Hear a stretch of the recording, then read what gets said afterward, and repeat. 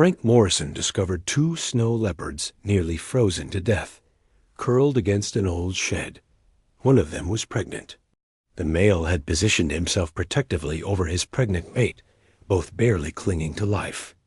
The female lifted her head just enough to look at him, a weak, pleading tilt that said more than words. If no one helped them now, it would be too late. As the storm worsened, the old man had to make a choice, not just to save 2 apex predators, but an entire family. He had minutes, maybe less.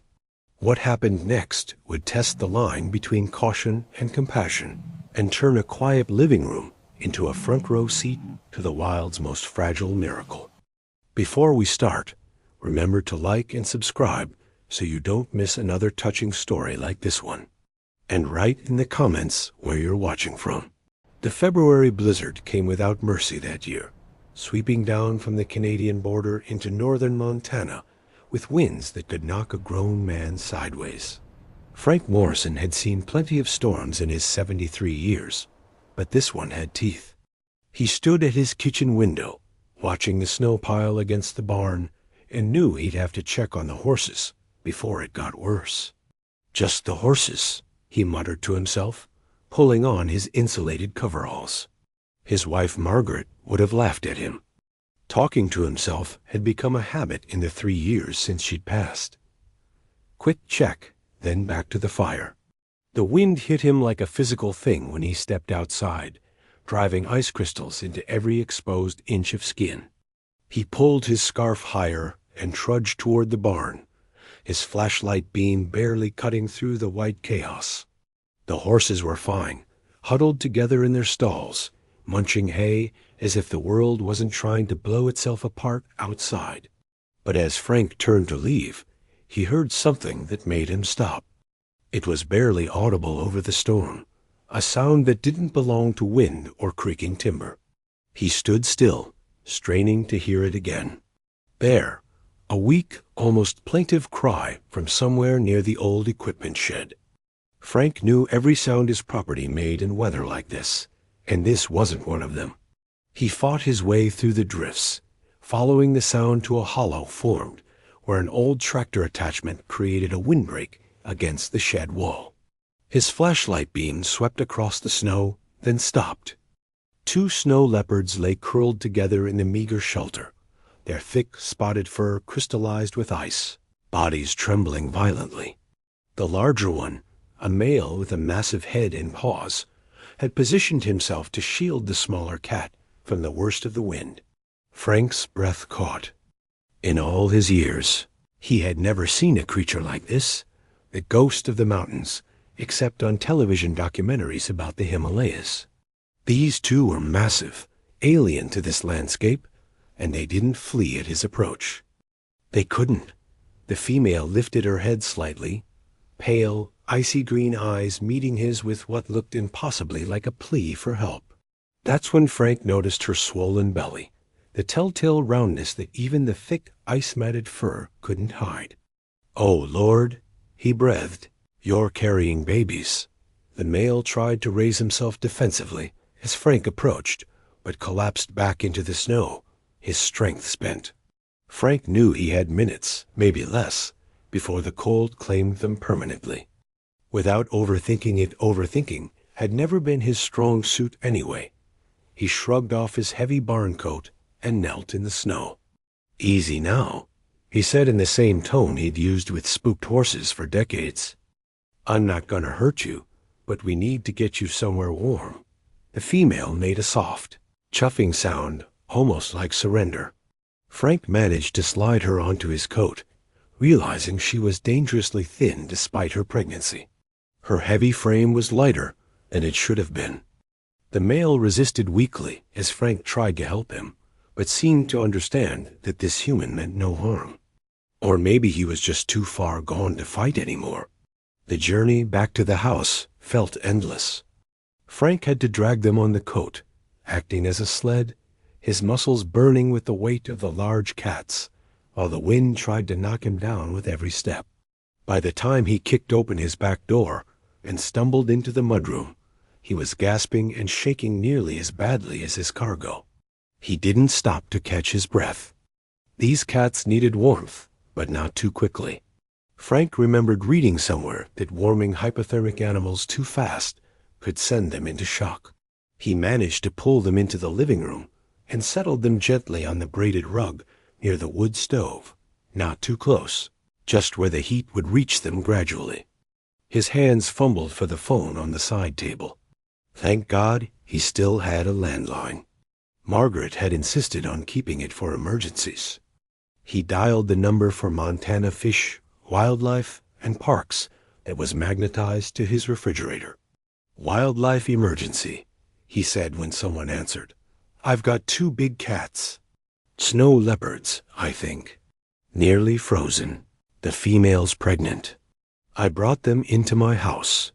The voice on the other end, a woman named Dr. Sarah Whitfield, paused in stunned silence before staying remarkably calm as she walked him through the immediate steps. Warm them slowly. Offer water with a dropper or shallow dish if they could lap. No food yet. Their systems need to stabilize first. Keep the room quiet and dim. Watch for signs of distress. "Mr. Morrison," she said, her voice serious, "I need to be clear about something. Snow leopards are powerful apex predators. They can be incredibly dangerous, especially when protecting young. They are significantly larger than our native cats." "Ma'am," Frank replied, watching as the male leopard slowly uncurled himself to stay close to his mate, his long, thick tail wrapping around her. "These cats are barely alive. And even if they weren't, I buried my wife 3 years ago. I've got more life behind me than ahead. If helping these creatures is how I go out, there are worse ways." There was a pause. "We'll get to you as soon as the roads are passable. That might not be until morning. Then I'll sit with them until morning." And that's exactly what he did. Frank pulled his recliner closer to the cats and settled in for the long night. He warmed water on the stove and offered it from a coffee saucer, watching with relief as first the male, then the female took tentative laps. He found some old towels in the linen closet, Margaret's good guest towels that hadn't been used since she died, and tucked them around the leopards' bodies. As the hours passed and the warmth worked its magic, the cats began to show signs of recovery. The male Frank had started thinking of him as guardian for the way he never moved more than a few inches from the female lifted his head and fixed Frank with an intense, pale stare. Not threatening exactly, but deeply assessing. "I know what you're thinking," Frank said softly. "Strange house, strange smells, strange old man talking to you. But you're safe here, both of you. All of you," he added, glancing at the female's swollen sides. The female he'd begun calling her Grace, because even half frozen and pregnant, she moved with the elegant dignity of a queen shifted position around midnight. Her breathing changed, becoming deeper and more labored. Guardian, immediately alert, moved closer to her, and Frank realized with a start what was happening. "Oh no, not now," he said, reaching for the phone again. But even as he dialed, he knew the reality. No one could get through this storm. Whatever was going to happen would happen here, in his living room, with just him as witness and hopefully help. Dr. Whitfield answered on the second ring, as if she'd been waiting by the phone. "I think she's going into labor," Frank said without preamble. "All right, Frank. May I call you Frank? Here's what you need to do. Give her space, but stay close enough to intervene if something goes wrong.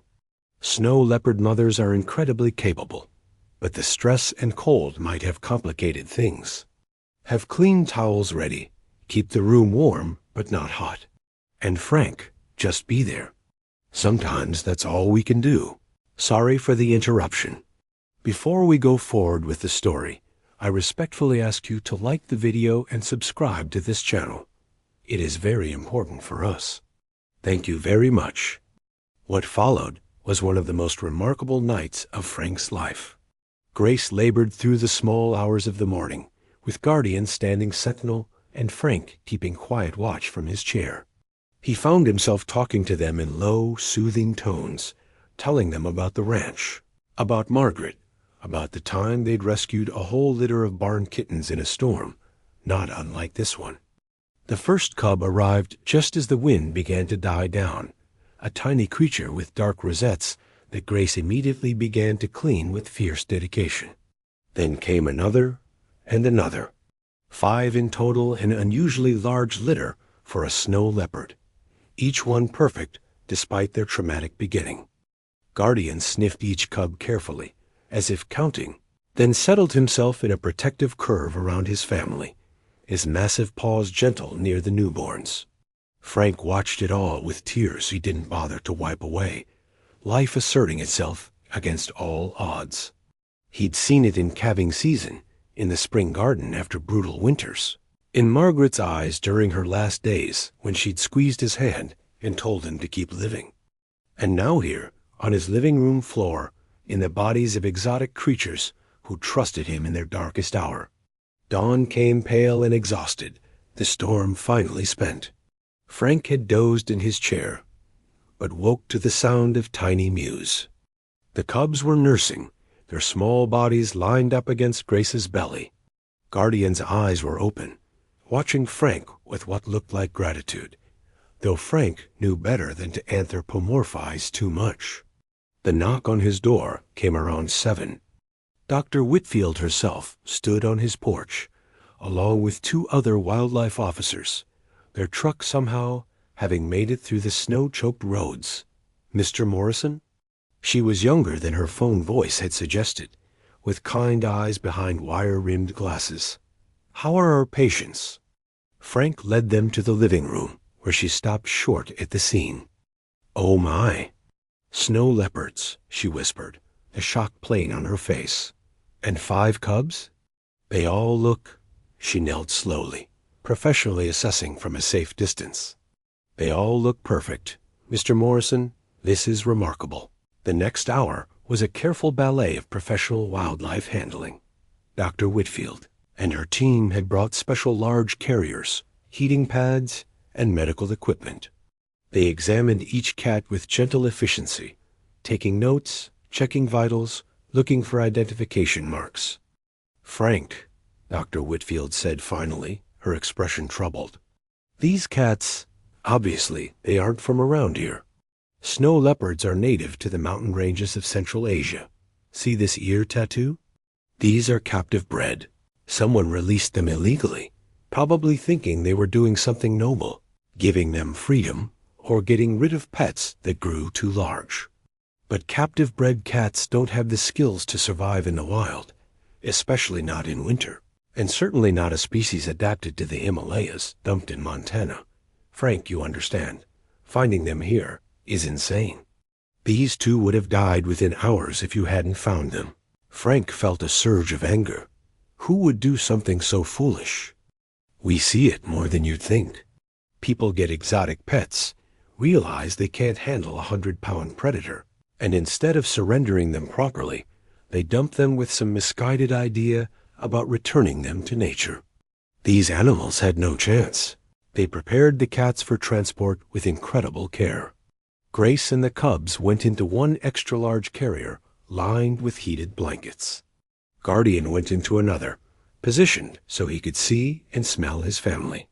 Frank found himself following them out to the truck, reluctant to let them go. What happens to them now?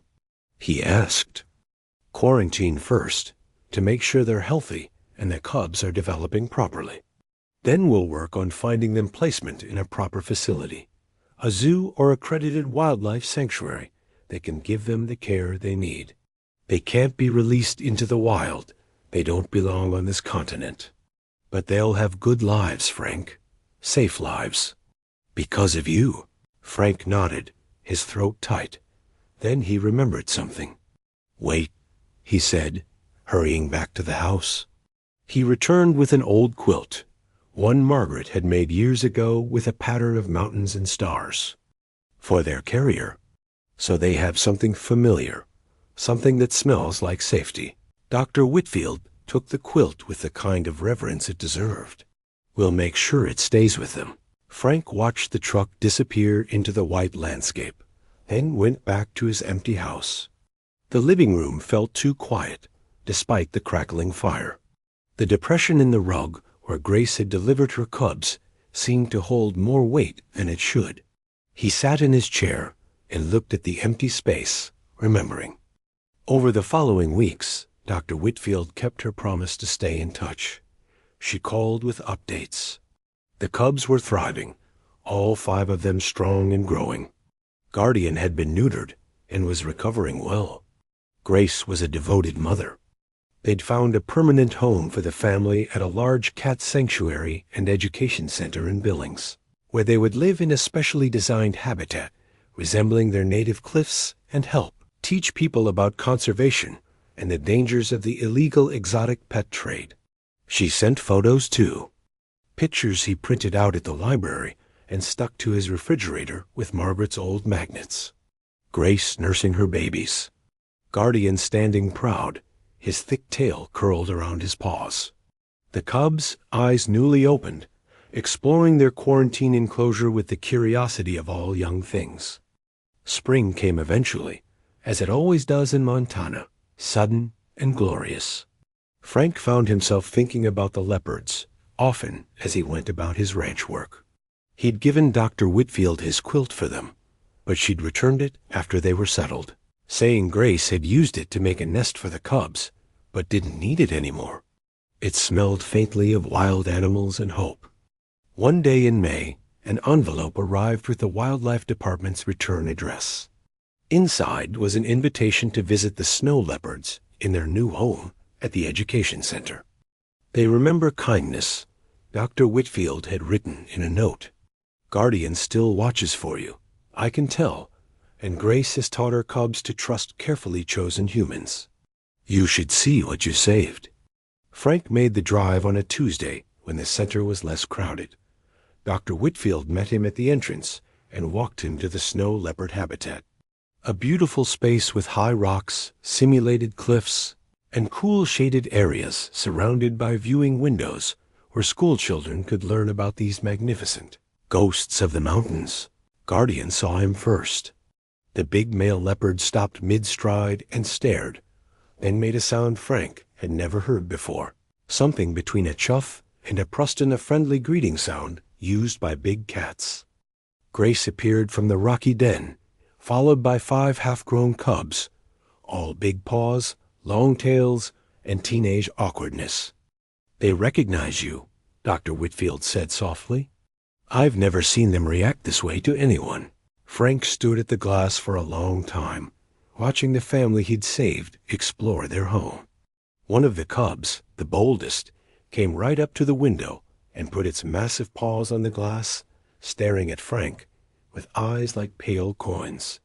He placed his weathered hand against the glass where the cub's paws were, remembering that terrible night, the storm, the fear, the miracle of birth on his living room floor.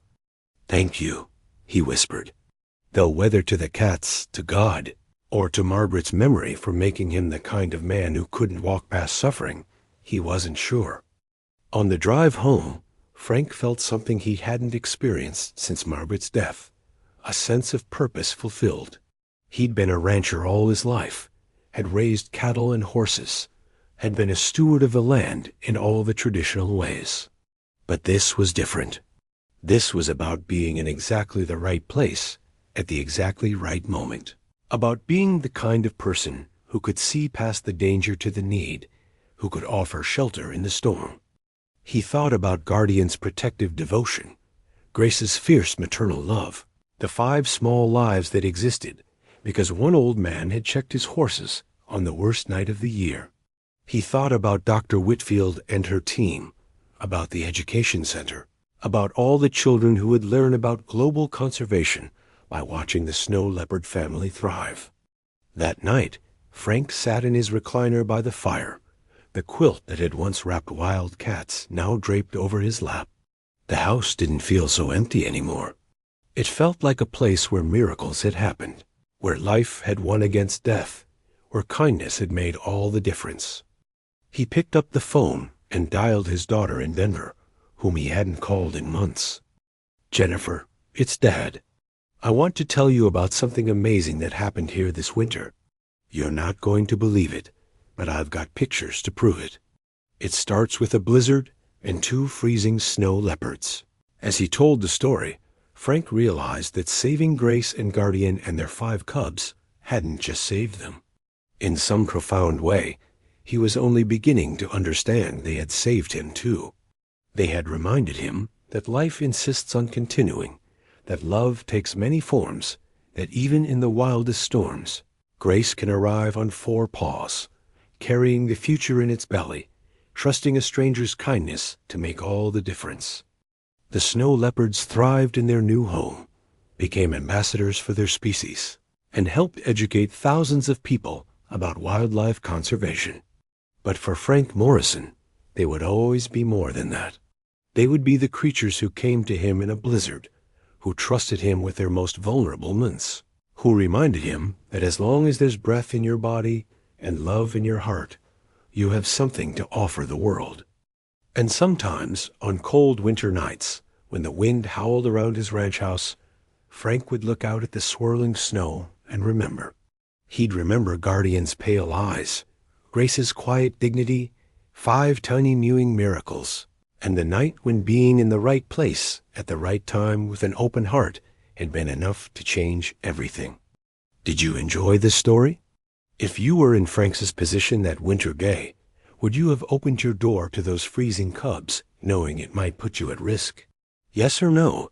Tell us in the comments below if you enjoyed the story. Subscribe to this channel and leave a like. Thanks so much for watching. See you in the next video. Have a wonderful day.